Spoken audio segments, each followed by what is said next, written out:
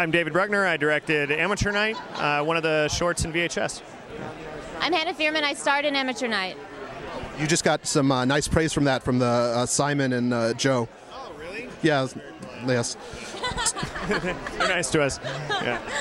So tell me a little, what are people going to be afraid of coming away from your movie? Like, are they going to have fears, like, later in their life, like waking up at night screaming?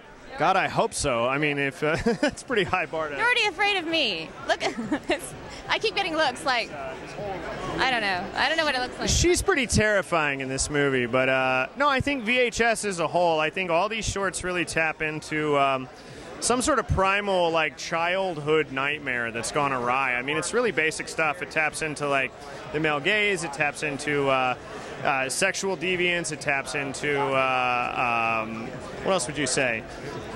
Since acts of containment, it's there's a lot of being trapped. There's Yes, I think you named them all. yeah. It's something about the format. You know, these short form found footage movies are kind of a return to the basic sensation of being afraid, and you know, not knowing what all these other guys were going to do and looking up to their work so much, and then getting to go out and see this movie. And sort of like the first time I saw it was at the premiere at Sundance for the first time, and I was kind of blown away how everybody was able to tap into some, you know, the lower, like, sub-brain that I have down here that is sort of afraid of something primal, you know.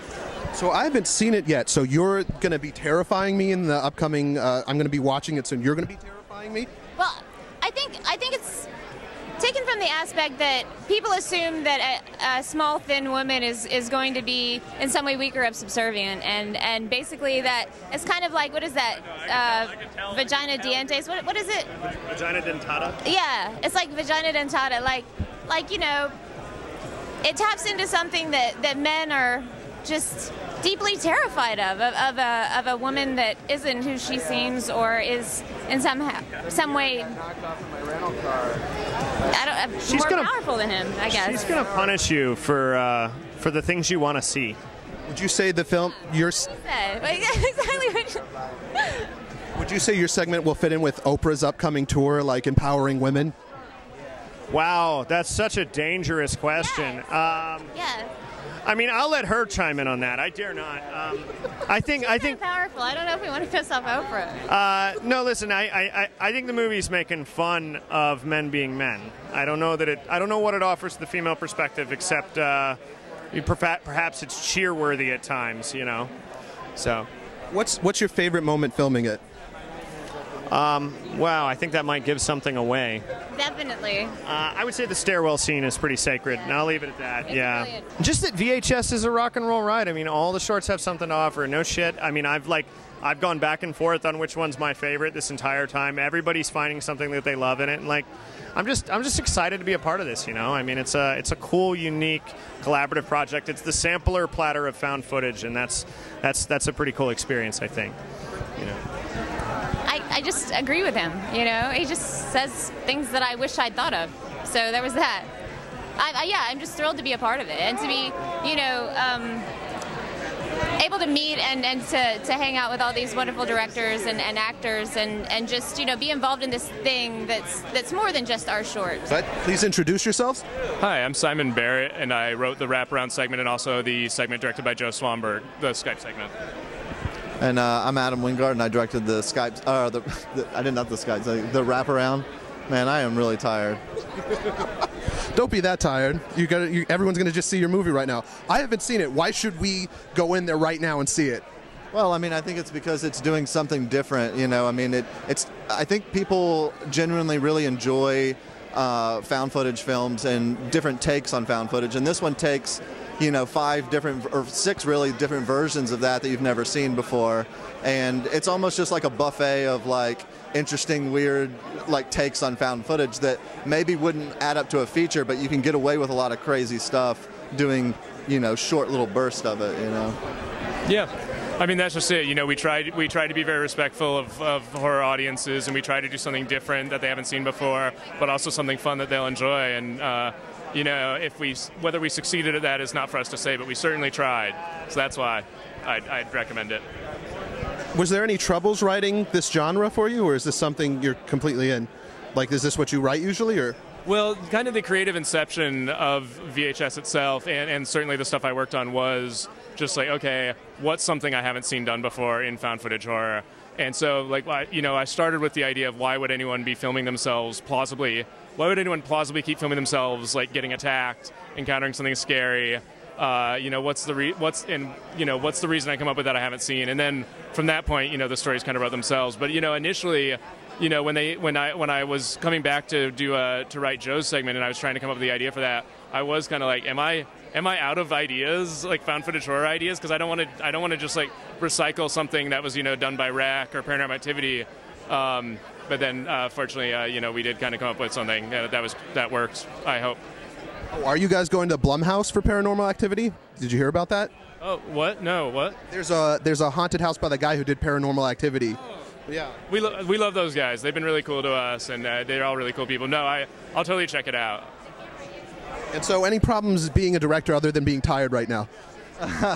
Well, no. I mean, we've had a really good year. Simon and I. This is like one of two movies that we shot over 2011. The other one was You're Next. And we played that at Toronto last year and sold it, and it'll be coming out in the theaters next year. So we've been lining them up pretty good. So I don't have any complaints. I am just sleepy right now. What are people going to be scared of coming away from it? People, what are people going to be scared coming away from it? I mean, I think with any horror film, the idea is to tell people just enough of a story and a mythology that they have to think about it afterwards. And hopefully we'll be lying in bed at night, kind of putting the details together in their minds, and be like, have a hard time sleeping and call their friends. It's not for me to say, exactly what they're scared about. I think Bruckner's segment, the first one, Amateur Night, is very intense. Radio Silence has some great scares in theirs. I hope people respond. But so many different people are scared by different things. I don't find like alien abduction scary, but some people really do. Yeah, I mean, and at the end of the day, it's not just about scaring people, it's about giving people a good time. And I think this movie, if it doesn't scare you, you can still be along for the ride and, be on the roller coaster of it. And if it does scare you for whatever reason, which it's hard for me to say being so close to it, but, it's just another little spice to the meal, you know what I mean? They talk to me. They'd like be sharing their opinion constantly, and I guess I'd be the ruler, so they just chime in. Does that answer your question?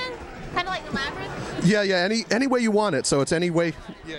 I want them to be wise too, and smartasses. I want them all to be smartasses. They would form a mini helicopter that fits only me, and I would live about 500 feet above everybody else, and I would kind of fly around. So Buddhist of you. Yeah, there you go.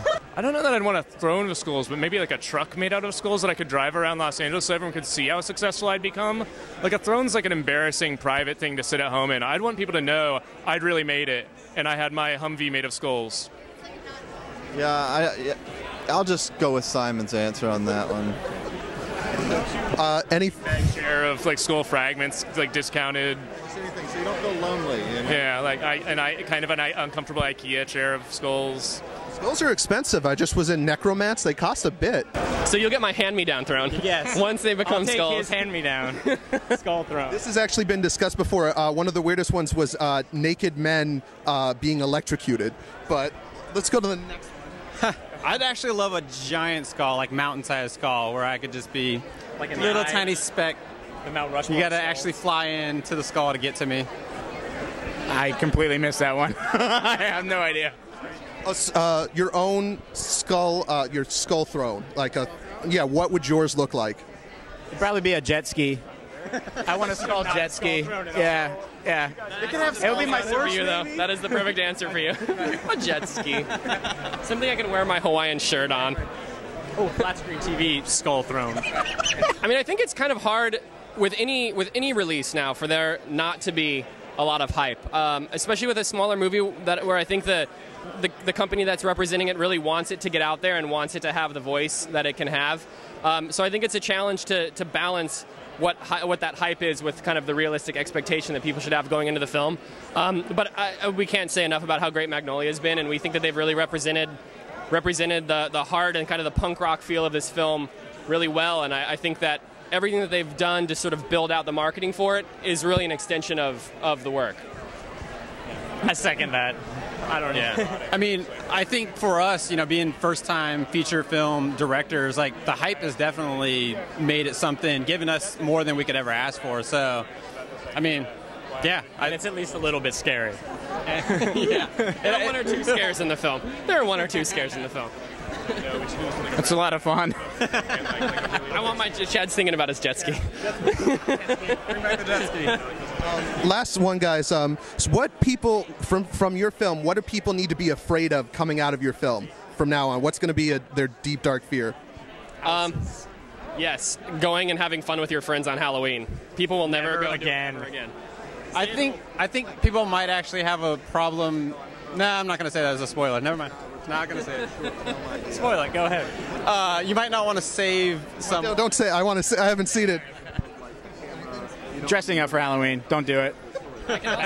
You also definitely don't want to hang out with Adam Wingard, Simon Barrett, Ty West. Definitely not David Bruckner. That dude's fucked up. Glenn McQuaid. Can't say enough terrible things about Glenn McQuaid. So yeah, if you meet him in the street, you're gonna want to turn and run. Joe Swanberg is maybe the worst. Turn and run as fast as you can.